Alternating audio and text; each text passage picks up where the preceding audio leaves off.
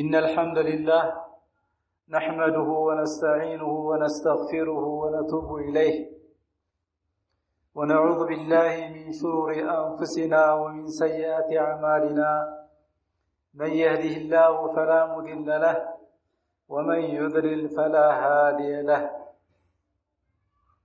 وأشهد أن لا إله إلا الله وحده لا شريك له وأشهد أن محمدا عبده ورسوله وصفيه وخليله وأمينه على وحيه ما ترك خيرا إلا دل الأمة عليه ولا شرا إلا حذرها منه فصلوات الله وسلامه عليه وعلى آله وصحبه أجمعين.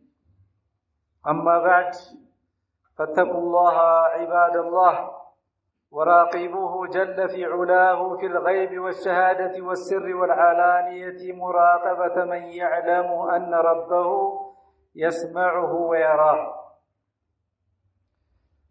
أيها المؤمنون، يستقبل المسلمون موسما عظيما هو أشرف مواسم الطاعة وميدانا فسيحا للتسابق والتنافس في العبادة، وهو أشرف ميادينها وأعظم مواطن التنافس فيها، ألا وهي العشر الأول المباركات من شهر ذي الحجة، فإنها خير أيام السنة وأفضل مواسم التنافس في العبادة.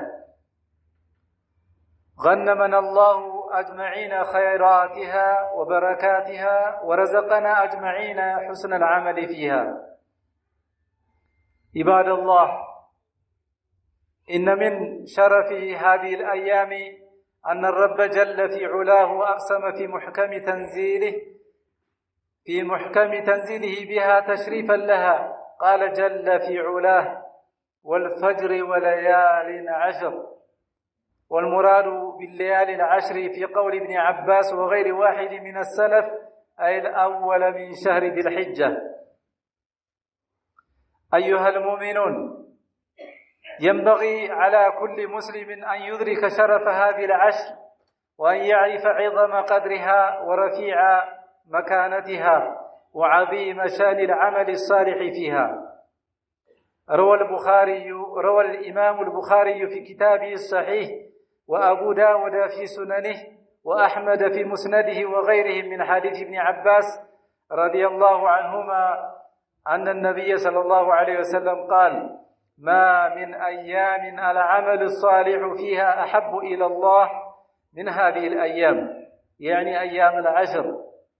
قالوا: يا رسول الله، ولا الجهاد في سبيل الله؟ قال: ولا الجهاد في سبيل الله إلا رجل خرج بنفسه وماله فلم يرجع من ذلك بشيء. أيها المؤمنون، إنها أيام عظيمة وسرعان ما تنقضي، لكن الموفق من عباد الله من يسارع لاغتنامها ويبادر للمنافسة فيها، فلا يفوت على نفسه فضلها وشرفها ورفيع مكانتها، فإن الصلاة فيها ليست كالصلاة في غيرها، والصدقة فيها ليست كالصدقة في غيرها، وذكر الله جل وعلا فيها ليس كذكره في غيرها، لما لها من عظيم الشرف ورفيع المكانة، وأنها أحب أيام العمل الصالح إلى الله تبارك وتعالى.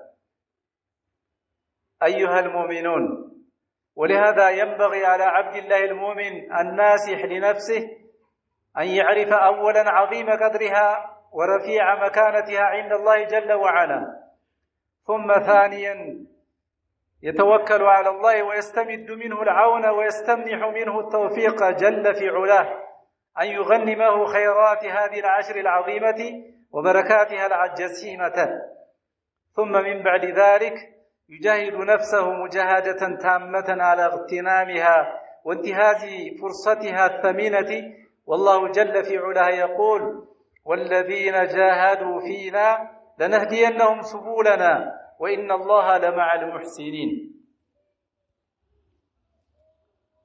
عباد الله، خطبتنا اليوم إن شاء الله في فضل عشر ذي الحجة ቀጣይ ዛሬ 28 ይመስለኛል ከዚህ በኋላ ዙልቃዕዳ 28 ከዚህ በኋላ የተወሰኑ ቀናቶች ነው የሚቀሩት ኢንሻአላህ ተዓላ አስሮቹ ዚልሂጃ የሚባሉት ማለት ነው። ያው በተግሊብ ነው እንጂ ሐቂቀተን 9 ነው የሚሆኑት እና እነዚህን ቀናቶች ያው ዒባዳ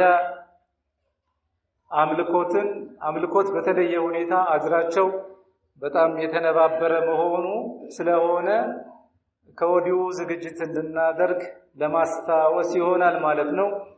يستقبل المسلمون موسما عظيما هو أشرف مواسم الطاعة الله سبحانه وتعالى ከምንገዛባቸው ዒባዳ ከምናደርግባቸው ቀናቶች ሁሉ ልንወዳደርባቸውና ልንፎካከርባቸው በጣም ልቅና ያላቸው ቀናቶች ለወደፊት ይመጣሉ ማለት ነው። በቅርብ ቀናት العشر الأول المباركات من ذي الحجة ذي الحجة ወር የመጀመሪያዎቹ አስሮች ተከታታይ فإنها خير أيام السنة وأفضل مواسم التنافس في العبادة الله سبحانه وتعالى በእነዚህ ቀናቶች ተጠቅመውበት ትልልቅ አጅር ከሚያገኙ ሰዎች አላህ እንዲያደርገን አላህን እለምናለሁ። الله سبحانه وتعالى إن من الشرف هذه الأيام ይሄ እነዚህ ቀናቶች ትልቅ ቀን ለመሆናቸው አላህ በቁርአን ምሎባቸዋል في محكم تنزيله بها تشريفا لها قال جل في علاه والفجر وليال عشر በማለት አስሩ ሌሊቶች የሚለው አብዱላህ ኢብኑ አባስ ሌሎችም ሰለፎቹ እንደፈሰሩት ማለት ነው። እነዚህ የመጀመሪያዎቹ ዙልሂጃ ከገባ ጀምሮ ያሉት ተከታታይ ቀናቶች ናቸው የሚል ተፍሲር ፈስረውልናል ማለት ነው። ስለዚህ ትልቅ ደረጃ አላቸው። ከወዲሁ መንቃት ይኖርበታል። ሙስሊም ምን ጊዜም ከይስና ብልህና አስተዋይ መሆን አለበት። ትልልቅ ደረጃ ያላቸው አላህ ክብር የሰጣቸውን ቀናቶች ማክበር ያስፈልጋል። ينبغي على كل مسلم أن يدرك شرف هذه العشر وأن يعرف عظم قدرها ورفيع مكانتها وعظيم شأن العمل الصالح. بحديث النبي صلى الله عليه وسلم بخاري لا يتزكى حديث أبو داود إمام أحمد في مسنده أن ليلوتشم عبد الله بن عباس باستلالف الحديث يا الله ملكتني عليه الصلاة والسلام من بلوال ما من أيام العمل الصالح فيها أحب إلى الله عندم كان يلم فالله سبحانه وتعالى زن بتام تودج من هذه الأيام يعني أيام العشر. قالوا يا رسول الله الوجو يا الله ملكتني ولا الجهاد في سبيل الله بالله منقد وطو في سبيل الله تاقلو مموت في سبيل الله بيون الوجو قال ولا الجهاد في سبيل الله قالوا إلا رجل خرج بنفسه جهاد ሲወጣ በነፍሱ በገንዘቡ ከዛ በኋላ ሄዶ ያልተመለሰ ሰው ሲቀር ይላል። ይሄንንስ አይወዳደርም እያሉ በስቲስና ያወጡት ነው የአላህ መልእክተኛ አለይሂ ሰላቱ ወሰለም። ስለዚህ በእነዚህ ቀናቶች የሚሰገደው ሶላት ልክ በሌላው ቀን እንደሚሰገደው ሶላት አይደለም። ንያው ኢኽላስና ኢትባዕ ካለ ማለት ነው። በእነዚህ ቀናቶች ውስጥ የሚጾመው ጾም በሌሎች ቀናቶች ውስጥ እንደሚጾመው ጾም አይደለም። በእነዚህ ቀናቶች ውስጥ የሚሰደቀው ሰደቃ በሌሎች ቀኖች እንደሚሰደቀው ሰደቃ አይደለም ማለት ነው። ለምን? ትልቅ የሆነ ሸረፍ ትልቅ የሆነ ልቅና ስላላቸው። ስለዚህ ሁላችንም ልንዘጋጅበት ይገባል። أيها المؤمنون ولهذا ينبغي على عبد الله المؤمن مؤمن يهون يا الله بارع الناصح لنفسه نفس المكاري هنا أن يعرف ሶስት ነገሮች ማወቅ አለበት። ሶስት ነገሮች أولا عظيم قدرها ورفيع مكانتها عند الله عز وجل እነዚህን ቀናቶች ከአላህ Subhanahu Wa Ta'ala ዘንድ ትልቅ ቀን መሆናቸውን ማወቅ ያስፈልጋል ማለት አንድህም ሁለተኛ ثم ثانيا يتوكل على الله بالله سبحانه وتعالى ሊመካነው ከአላህ ዘንድ እገዛ ሊፈልግ ነው። እነዚህን ቀናቶች ተጠቃሚ እንዲሆን አላህ ሊለምን ነው ተውፊቅ አላህ እንዲገጥመው ማለት ነው። أن يغنمه خيرات هذه العشر العظيمة وبركاته الجسيمة ታላላቅ የሆኑ በረካዎችን አላህ Subhanahu Wa Ta'ala እንዲገጥመው ከወዲሁ በአላህ መመካት ወደ አላህ መደገፍ ያስፈልጋል። ሶስተኛው ነጥብ ثم من بعد ذلك يجاهد نفسه مجاهدة تامة መታገልና መጣር ያስፈልጋል። ተካሱል ስንፈትና ድክመት አያስፈልግም። ለዒባዳ መታገል ያስፈልጋል። يجاهد نفسه مجاهدة تامة على اغتنامها وانتهاز فرصتها الثمينة والله جل في علاه يقول الله بتكبروا القرآن من بلوان والذين جاهدوا فينا بنيا بدين لا يمتاقلوا سوج لنهدينهم سبولنا يخير بروجن يخير منقدوجن كله እንመራዋለን وإن الله لمع المحسنين الله ከበጎ ሰሪዎች ጋር ነው። ታዲያ ሰለፎች በዚህ ዙሪያ ላይ በጣም ከፍተኛ የሆነ ትግልና ጥረት ነበር የሚያደርጉት። እነዚህ ቀናቶች ሲመጡ በጣም ይታገሉ ነበር። እንዳብነት የሚጠቀሱ ከሰለፎቻችን ሰዒድ ኢብኑ ጁበይር በሂጅራው አቆጣጠር ከ46 እስከ 95 የቆዩ ናቸው። ኢማሙን ሐፊዝ ናቸው፣ ኢማም ናቸው፣ ታቢዒዩን ጀሊል ወሙፈሲሩን ወፈቂህ ኩፊዩን ኩፋ ናቸው። እና እኒህ ሰውዬ በጣም ይታገሉ ነበር በዒባዳ ላይ ማለት ነው። በጣም إذا دخلت العشر الأول من شهر ذي الحجة اجتهد فيها اجتهادا شديدا برتو የሆነ ትግል ያደርግ ነበር ማለት ነው። حتى ما يكاد يقدر እስከማ በቃ አለመቻል የሚባለው እስከሚገጥመው ድረስ እስከሚያቅተው ማለት ነው። من شدة اجتهاده رحمه الله فعلينا عباد الله أن ندرك فضلها وعظيم قدرها وأن نجاهد أنفسنا على حسن العمل فيها. اللهم أصلح لنا شأننا كله إنه سميع الدعاء وهو أهل الرجاء وهو حسبنا ونعم الوكيل.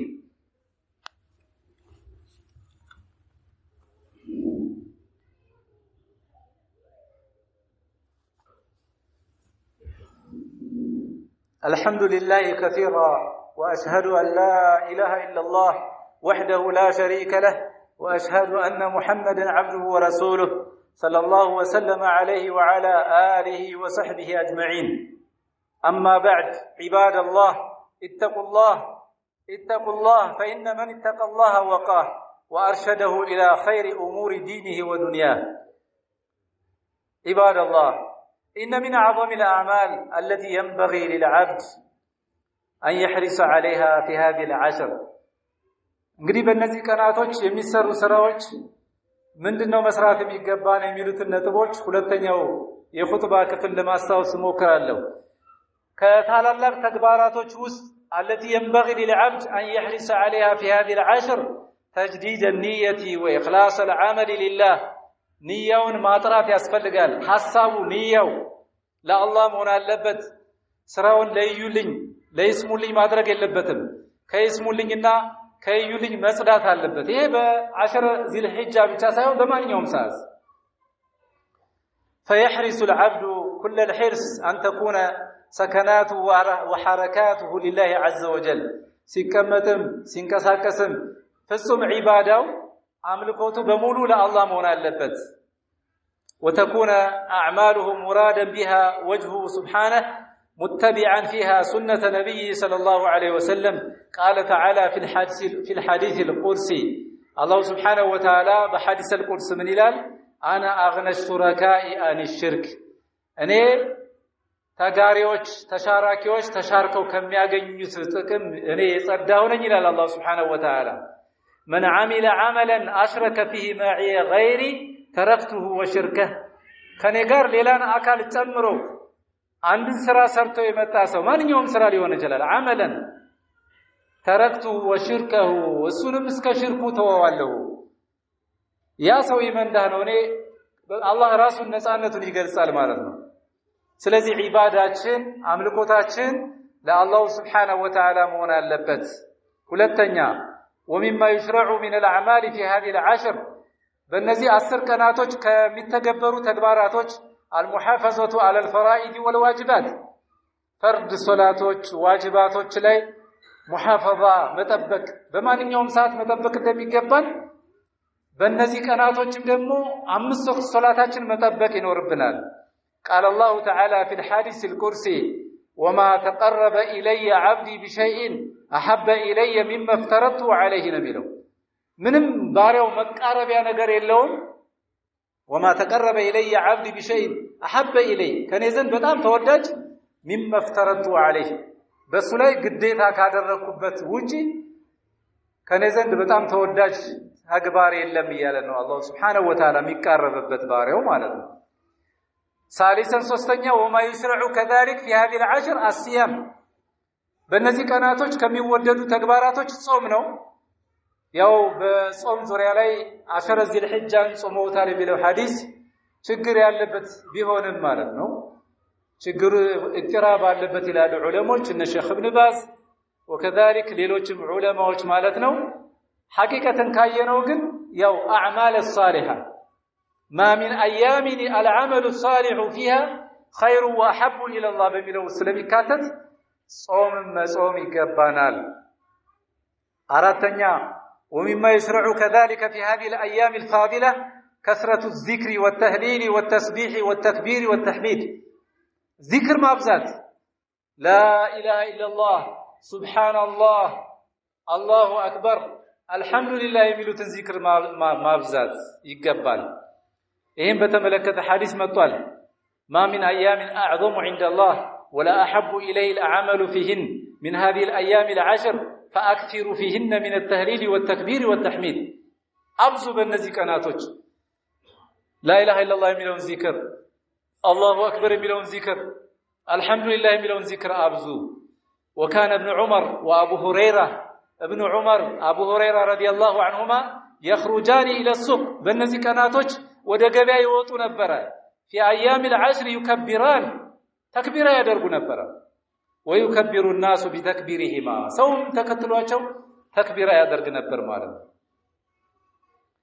أمسنيا ومما يشرع في هذه العشر الأضحية في يوم النحر يوم النحر أضحية الله إيه من دا يزنقانو ويسن لمن أراد أن يضحي أن لا يأخذ من شعره ولا أظفاره شيئا من دخول شهر ذي الحجة ذو الحجة وركقبا يزو لما رد حسابه يالو سو እና አቅሙ ያለው ሰው ጸጉሩን ጥፍሩን መቁረጥ የለበትም አን ነብይ ሰለላሁ ዐለይሂ ወሰለም ኡሙ ሰለማ ባስተላለፈችው ሐዲስ اذا رايتم هلال ذي الحجه واراد احدكم ان يضحي فليمسك عن شعره واظفاره حتى يضحي الى وضحيه እስከሚያርድ ድረስ ጥፍሩን ከመቁረጥ ጸጉሩን ከመቁረጥ ይቆጠብ ይላሉ መቆጠብ ይኖርብናል ኢንሻአላህ فاستعينوا بالله على اغتنام عشركم وجدوا واجتهدوا فما هي إلا أيام قليلة ينقضي تعبها ويبقى عظيم أجرها عباد الله فنسأل الله جل في علاه أن يحفظ حجاج بيت الله الحرام وأن يتولاهم بالمعونة والتوفيق وأن يرزقهم اليمن والأمان والعافية والمعافاة وأن يغنمهم خيرات هذا الحج وبركاته العظيمة وأن يغفر لنا ولهم ولجميع المسلمين وصلوا وسلموا رعاكم الله على محمد بن عبد الله كما أمركم الله بذلك في كتابه فقال إن الله وملائكته يصلون على النبي يا أيها الذين آمنوا صلوا عليه وسلموا تسليما وقال صلى الله عليه وسلم من صلى علي صلاة صلى الله عليه بها 10 اللهم صل على محمد وعلى آل محمد كما صليت على إبراهيم وعلى آل إبراهيم إنك حميد مجيد وبارك على محمد وعلى آل محمد كما باركت على إبراهيم وعلى آل إبراهيم إنك حميد مجيد وارض اللهم عن الخلفاء الراشدين أبي بكر وعمر وعثمان وعلي وارض اللهم عن الصحابة أجمعين ومن تبعهم بإحسان إلى يوم الدين وعنا معهم بمنك يا أكرم الأكرمين اللهم أعز الإسلام والمسلمين اللهم انصر من نصر دينك وكتابك وسنة نبيك محمد صلى الله عليه وسلم اللهم انصر إخواننا المسلمين المستضعفين في كل مكان اللهم كن لهم ناصرا ومعينا وحافظا ومؤيدا اللهم آت نفوسنا تقواها وزكها أنت خير من زكاها أنت وليها ومولاها اللهم اغفر لنا ولوالدينا ووالديهم وذرياتهم وللمسلمين والمسلمات والمؤمنين والمؤمنات الأحياء منهم والأموات. ربنا آتنا في الدنيا حسنة وفي الآخرة حسنة وقنا عذاب النار. وآخر دعوانا أن الحمد لله رب العالمين.